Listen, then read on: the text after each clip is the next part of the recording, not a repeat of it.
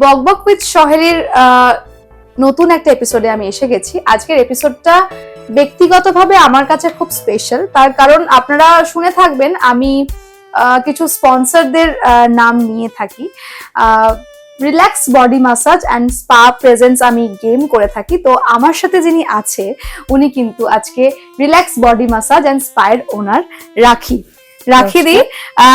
অনেক ধন্যবাদ আমাদের মানে আমার এই উদ্যোগকে তুমি হেল্প করেছো, আর আমিও চাই যে এরকম অনেক মানুষ আমাদের সঙ্গে থাকুক, যাতে করে এরকম এপিসোড আমি আপনাদের সামনে তুলে ধরতে পারি।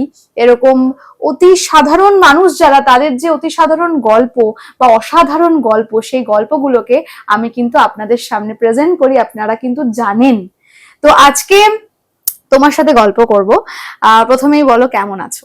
খুব ভালো, সামনে পুজো আসছে আর ভীষণ বিজি শিডিউল যাচ্ছে এখন, অলরেডি বুঝতে পারছো। একদম আমার যা মানে প্রফেশনটা এখন, তো সেখানে আমি ভীষণ বিজি। একটু বলো না গো রিল্যাক্স বডি মাসাজ এন্ড স্পায়ের সম্পর্কে, কারণ দর্শকরা তো প্রতিদিন শুনছে আমার থেকে, তারা গিফট ভাউচারও নিচ্ছে আমার থেকে প্রতিদিন, তারা জিতে নিচ্ছে গিফট হ্যাম্পার। কিন্তু বিষয়টা কি, তুমি অ্যাকচুয়ালি কি করো বা কি কি হয় তোমাদের এখান থেকে, কি কি সার্ভিস তুমি দিয়ে থাকো বা প্রোভাইড করে থাকো, সেটা যদি একটুখানি আমার দর্শককে এলাবোরেট করে বলো। অ্যাকচুয়ালি আমরা মানে বিউটিফিকেশন বলতে মানে থ্রেডিং, ওয়্যাক্সিং এগুলোকে ভীষণভাবে বুঝি।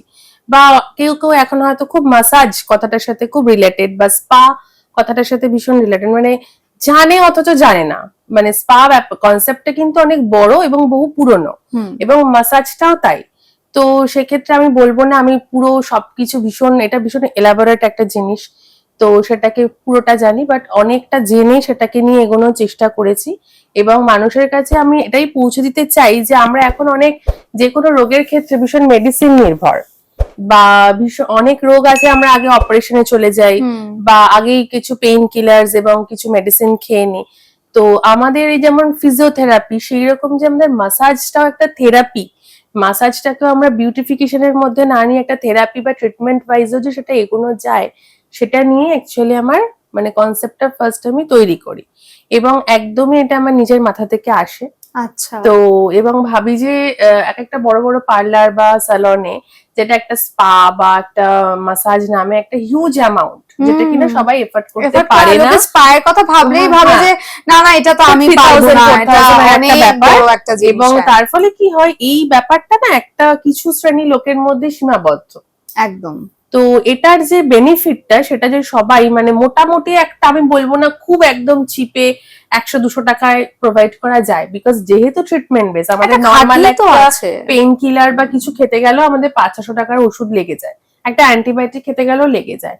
তো সেই পয়সাটা যদি আমি কোনো সাইড এফেক্ট ছাড়া আদার সাইড বেনিফিট হিসাবে যদি এই প্রসিডিওরটাকে এগিয়ে নিয়ে যাই, তো আমার মনে হয় এটা বেটার।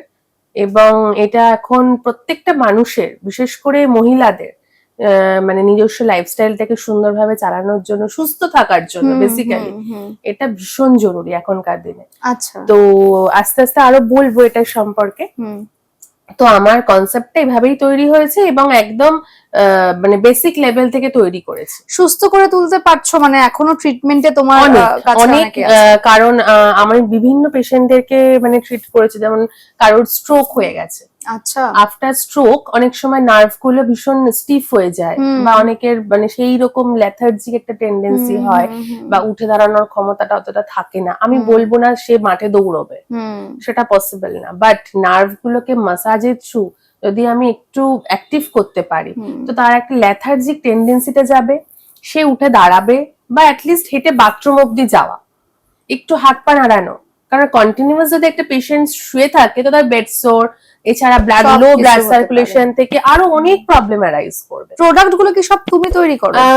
তৈরি বলতে মিক্সিংটা আমি করি, যেরকম অয়েলস, বিভিন্ন রকমের অয়েলের মিক্সিং হয়, যেমন বিভিন্ন রকম আয়ুর্বেদিক অয়েল, সেগুলোকে প্রপার পরিমাণে, ধরুন কারোর স্ট্রেস হচ্ছে তো তার এক রকমের রেশিওস গুলো থাকবে, কারোর খুব পেইন হচ্ছে তো তার ক্ষেত্রে কিছু কিছু অয়েলের রেশিও গুলো থাকবে মানে কম বেশি, কারোর ধরুন খুব ড্রাইনেস স্কিনে বা একটু মাসেল স্টিফনেস, তো সেক্ষেত্রে মানে এর কোনো মানে মেডিসিনের যেমন প্রচুর আছে না ভাগ, এটারও তাই। It's like treatment. আচ্ছা, সবথেকে চিপ তোমার এখানে ফিনান্সিয়াল দিকটাও জিজ্ঞাসা করি, তার কারণ অনেক মানুষের কাছে তো অবশ্যই স্পা মানে একটা অনেক বড় জিনিস হয়তো ভাবে তারা, ধরো ছোঁয়ার বাইরে।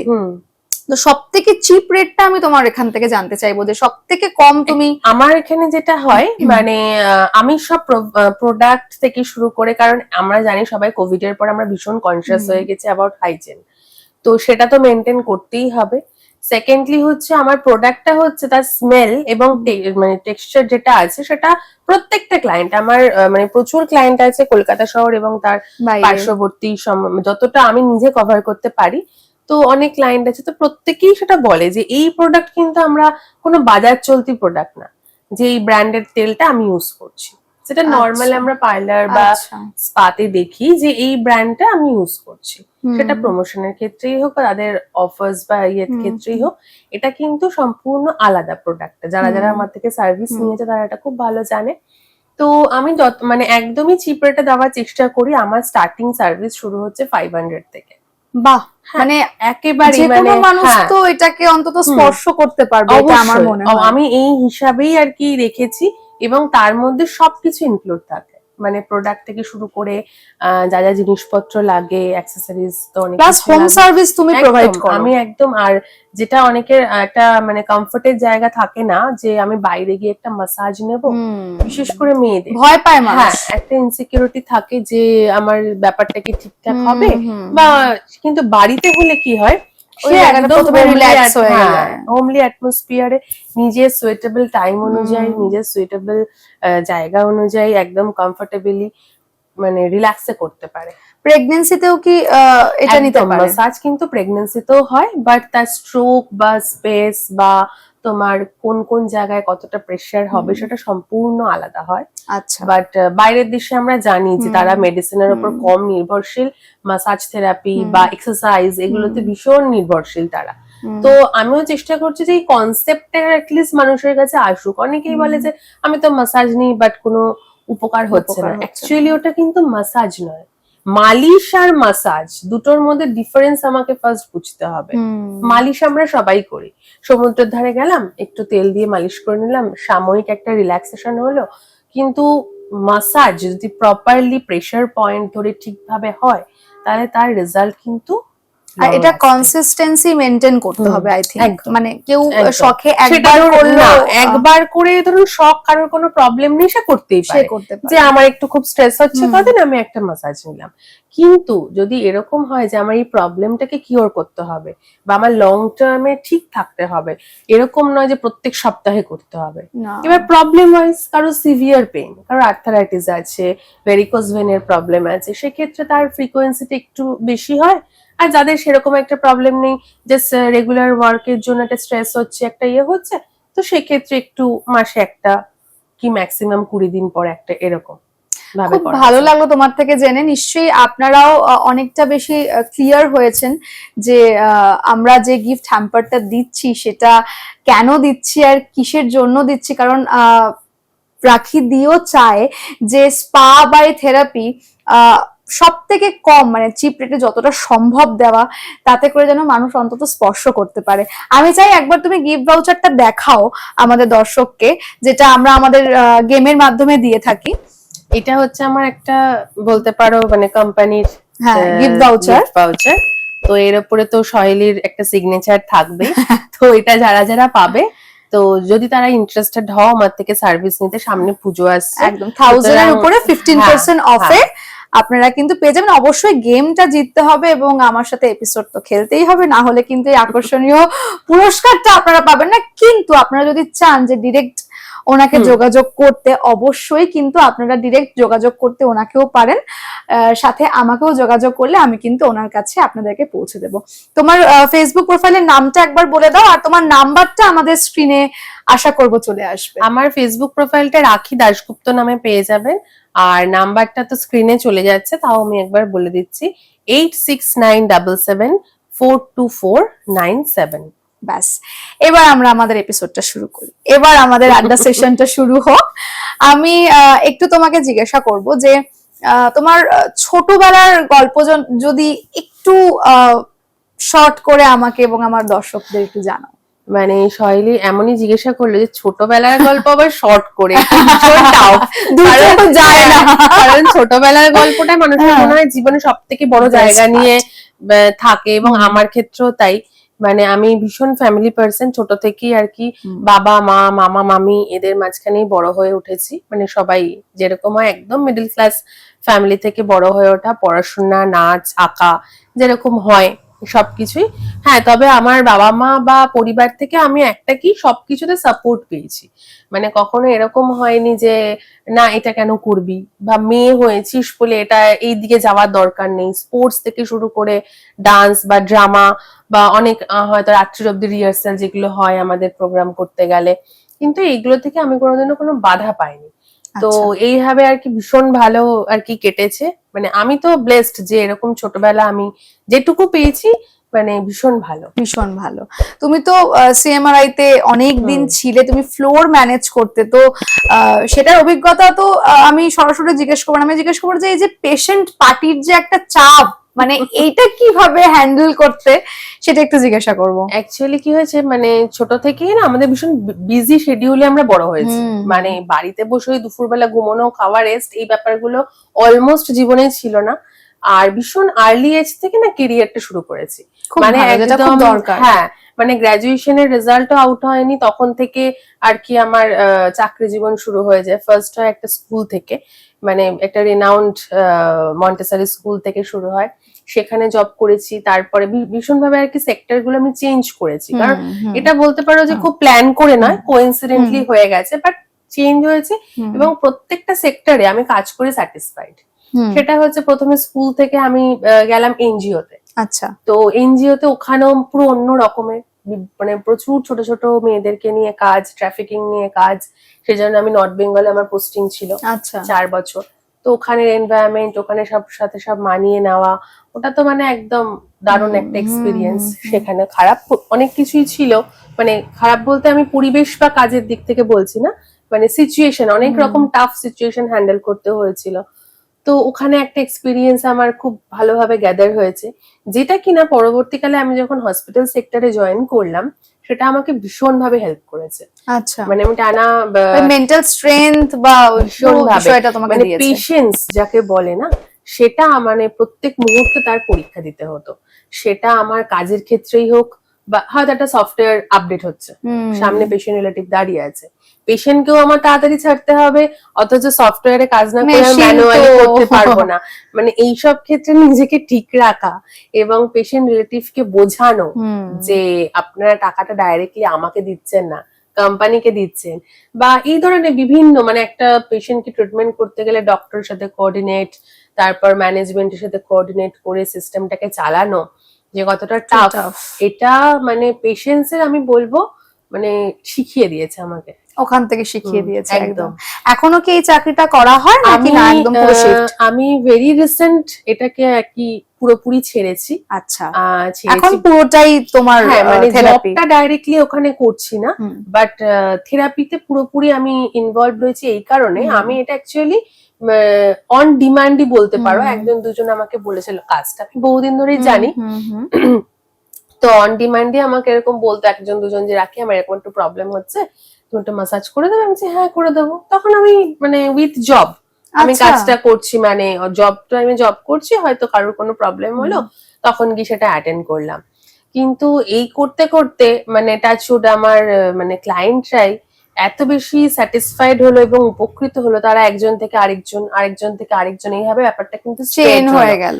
হ্যাঁ, মানে আমি কিন্তু কোনোদিনও মানে তুমি দেখবে কোনো হোর্ডিং বলো না, বা দেখি তো নি, ফেসবুকে হ্যাঁ। বা রিফ্লেক্ট, মানে এগুলো কোনোদিনও করিনি, অথচ আমি কিন্তু সাইলেন্টলি কাজটা করে গেছি। এমন ভাবে কাজটা করেছো তো মেইন স্ট্রিম জায়গাটা তুমি তো অফ করে এখন বেরিয়ে এসছো তো। একদম একদম।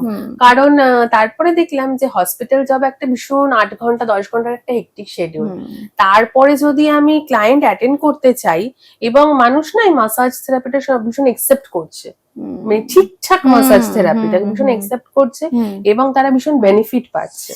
তো আমি তখন চিন্তা করলাম যে ঠিক আছে, যখন এটা মানুষ উপকৃত হচ্ছে বা পজিটিভ রেসপন্স পাচ্ছে, তো একটু চেষ্টা করি যদি নতুন ভাবে এটাকে নিয়ে কিছু করা যায়। তো একদম সেই থেকেই আমার চাকরিটাকে এই 2-3 মাস হলো জাস্ট মানে ছাড়া, এটা অফিসিয়ালি ছাড়া হয়েছে। এখনো ডক্টরদের ফোন আসে, এখনো কোনো মিটিং বা কনফারেন্স থাকলে। সে তো থাকবে, এত হ্যাঁ, বছরের একটা এত চাকরি জীবন, বছরের। আর এটা কিন্তু অনেকটা স্পিরিট থাকা মানে বিষয় যে একটা মেইনস্ট্রিম জব ছেড়ে পুরোটাই শিফট করা। হ্যাঁ, তো এটা ভীষণ রিস্ক। এবং আমি এর একদম জন্য তাই। বলবো যে আমার হাজবেন্ডকে ভীষণ ভাবে থ্যাঙ্কস। সাপোর্ট সিস্টেম একদম। কারণ আমি যখন ডিসিশনটা নিলাম যে আমি চাকরিটা ছাড়বো, তখন একবারের জন্য বলেন চাকরিটা ছেড়ে দেবে, তাহলে আদৌ কি এটাতে অতটা বেনিফিট হবে? হ্যাঁ হ্যাঁ, হয়তো যেটা মানুষ ফিনান্সিয়ালি ভাবে। একদম চিন্তা। বলছে ঠিক আছে, তুমি যখন এটা করতে চাও তো এটাতে নিয়ে এগিয়ে যাও, আমার কোনো প্রবলেম নেই। বাহ, তো এত কিছু করে সংসারটা কেমন করে সামলাচ্ছো? বাবা, ওটা তো আমার ফেভারিট। তাই একদম, মানে ওইটা ছাড়া মানে আমি বাঁচবো না। মানে আমি যদি সপ্তাহে আমার যদি ফুল বুক থাকে, 7 দিন 10 দিন এরকম বুকিং থাকছে, তো একদিন আমি চেষ্টা করি যে ওটাকে এনি হাউ মানে অফ করার। কারণ ওই সবটাই দরকার, একটু দেরি করে উঠবো, টিফিন বানাবো, দুপুরে রান্না করব, হ্যাঁ ঘর দোর নিজের হাতে গোছাবো, এগুলো আমার হচ্ছে মানে ভীষণ ফেভারিট। মানে আমি যখন ছোট থেকে, ইনফ্যাক্ট বলি একটা ঘটনা, আমাকে যখন আর কি বিয়ের জন্য ঠিকঠাক করছিল এরকম মানে তখন, তো আমি বলেছিলাম যে ঠিক আছে পড়াশোনা তো করছি, মা বলতো বিয়ে করবি তো ঠিক আছে, তার সাথে চাকরিটা বা নিজের কেরিয়ারটা এখন মেয়েদের জীবনে খুব ইম্পর্টেন্ট। আমি বলতাম ঠিক আছে, যদি সেরকম হয়ও আমি কেরিয়ার স্যাক্রিফাইস করতে রাজি আছি, কিন্তু সংসারটা আমি যেন গুছিয়ে করতে পারি। মানে ছোট থেকেই সংসার করার খুব শখ ছিল। একদম, মানে সংসারের কাজ থেকে শুরু করে এগুলো আমার মানে ভীষণ শখ। আমাকে কেউ প্রেসারাইজ করে না, হাজবেন্ড তো করেই না। তো সবসময় বলতে থাকে তুমি একটু নিজের কেরিয়ার তোমার এত ভালো, সেদিকে ফোকাস করো, আরো এগিয়ে যাও। কিন্তু আমি অনেক না, বড় সাপোর্ট। হ্যাঁ এটা কিন্তু ঘরটা আমি ছেড়ে মানে ওই পুরোপুরি আর কি রান্নার লোক, কাজের লোক এদের হাতে দিয়ে আমি ঠিক মেন্টালি স্যাটিসফাইড হব না। বাহ, এটা ভীষণ ভালো জিনিস। সব দিকটা ব্যালেন্স করে চলাটাই জীবন, আমার মনে হয় এই কথাটা আমাদের দর্শকও এগ্রি করবেন। তো আড্ডা সেশন তো হল, এবার আমরা একটু গেমিং পার্টে চলে যাই। প্রথম গেমিং পার্ট, বক বক উইথ সহেলি প্রেজেন্স। মজার কথা, ধরে নেওয়া যাক যে তোমার উপরে একটা বায়োপিক হচ্ছে, তোমার উপরে একটা সিনেমা তৈরি হচ্ছে তোমার জীবন নিয়ে। তো সেখানে হিরোইন তো অবভিয়াসলি তুমিই হবে। বাদ বাকি ক্যারেক্টার গুলোতে তুমি কাকে বসাতে চাও, তাদের সাথে রিলেশনটা এবং তার নামটা আমাকে এবং দর্শক বন্ধুদেরকে এখন তোমাকে বলতে হবে। আমি ফার্স্টেই বসাতে চাই, মানে আমি বলে দিচ্ছি ক্যারেক্টার গুলো। আচ্ছা, হিরোইন তো তুমি, আচ্ছা হিরো কে হতে পারে? হিরো তো অবভিয়াসলি আমার হাজবেন্ড। নামটা সুবীর ঘোষ। আচ্ছা, ভিলেন? খুব মজার প্রশ্ন এটা আমার। ভিলেন অনেকে আছে, প্রচুর। ওফ, বলো প্রচুর ভিলেন আছে, একটা মানে চারিপাশের কাকিমা জেঠিমা, কিছু কালিগস। আমি স্পেসিফিক্যালি নাম উইথ নেম আমি একজনকে বলে বাকিদেরকে ছোট করব না ভিলেনের জায়গা থেকে, কারণ অনেক ভিলেন আছে। যেরকম বিভিন্ন জায়গাতে বিভিন্ন সেক্টরে যখন জব করতে গেছি, একজন এক একটা দল হয়ে গেছিল ভিলেন। এবং এখনো যখন নেওয়া যাবে না, না নামটা নিতে পারছি না, পুরো গোষ্ঠী বলছি। আচ্ছা ঠিক আছে। সোলমেট? নিজেকেই বলতে পারি। বাহ। Female best friend? মা। নামটা? মায়া দাশগুপ্ত। মানে একদম বেস্ট। মানে সারাদিনে সকালে ঘুম থেকে ওঠা থেকে রাতে শোয়া অব্দি যদি একটু না বলে দিই রুটিনটা, খুব নিজের খুব আপসেট লাগে। বাহ, খুব সুন্দর। তুমি তার সঙ্গে পেয়ে যাচ্ছ একটা ছোট্ট উপহার, বক বক উইথ সহেলির একটা ব্যাচ, সেটা পড়ে নাও। Thank you. চলে এসেছি গেম সেশন 2 নিয়ে। এই গেম সেশনটা অবভিয়াসলি সবাই আপনারা জানেন যে আমি কিন্তু রিল্যাক্স বডি মাসাজ এন্ড স্পায়ার প্রেজেন্সেই করে থাকি। তো এই স্টিক গুলোকে আমি এখানে ফেলে দেব। সর্বনিম্ন 3টে স্টিককে এই ব্ল্যাক স্টিকটা দিয়ে তোমাকে সরাতে হবে, কোনো স্টিককে না নড়িয়ে। যদি 3টে স্টিক ঠিক মতন উঠে যায় তাহলে তো ঠিক আছে, তুমি পাস। যদি সেটা না হয় তাহলে একটা পানিশমেন্ট আছে। এই করলার জুসটা খেতে হবে, যেটা আমার খুব প্রিয়। আমি চাই মন থেকে যে করলার জুসটা খাক। আমার মনে হচ্ছে ওটা খেতেই হবে, বা খানিকটা হলো সুগারটা ডাউন হয়ে যাবে। ও মানে উপকার করছে বলছো। চলো তাহলে আমি গেমটা শুরু করে দিই। একদম, চলো। সঙ্গে একটা জিনিস বলতে ভুলে গেলাম, এইটুকু তো ঠিক আছে, তার সঙ্গে কিন্তু 5টা প্রশ্ন থাকবে র্যাপিড ফায়ার। আচ্ছা, মানে খেলতে খেলতে একদম র্যাপিড ফায়ার উইথ গেম, এই গেম সেশনটা আমাদের হয়, তো একসঙ্গে দুটো হবে, ঠিক আছে? মানে Okay. তোমার মাথায় 3টে প্রেসার, একটা প্রশ্ন, একটা কাঠি, আর একটা একটা হচ্ছে করলা। চলো, আমি এই স্টিক গুলোকে ফেলছি, তারপর আমি প্রশ্ন করব আর গেম স্টার্ট করব। এই ফেললাম, ঠিক আছে? এবারে আমি স্টার্ট করছি হাতে করলার জুস নিয়ে। চলো লেটস স্টার্ট। হাতে মাসাজ না মেশিন মাসাজ? হাতে। আচ্ছা, নড়ে গেল, নড়ে গেল। মানে আমি প্রশ্নগুলো এখন করব, কিন্তু এইটা তো খেতেই হবে, আর খেতে হবে আমাকে। আচ্ছা, স্টিম বাথ না নরমাল বাথ? Steam bath. লেবু চা না দুধ কফি? লেবু চা। সোডা ওয়াটার না জলজিরা? জলজিরা। তাল মিছরি না তাল বড়া? তাল মিছরি। ওয়াও, গেমটা তো খুব ভালো খেললে, কিন্তু মানে মানে উত্তরটা দিলে, কিন্তু ওটা হলো না। উত্তরটা যেমন হেলদি ওয়েতে দিলাম, সব হেলদি হেলদি চুজ করলাম, এবার একটা হেলদি ড্রিঙ্কস আমার খেতে হবে, এটাকে করলা আমি মনেই করছি না। চলো লেটস ট্রাই। ও ও ও, কি মজা যে পাচ্ছি আমি, কি মজা যে পাচ্ছি আমি। কিছু মনে হলো না? বিভিন্ন তবুও আমি রকমের খুশি হেলদি পেয়েছি। ড্রিঙ্কস খেয়ে আর কি অভ্যস্ত। আমি খুশি পেয়েছি, আমি খুশি পেয়েছি যে আমি খাওয়াতে পেরেছি, গেমে উত্তীর্ণ হয়নি।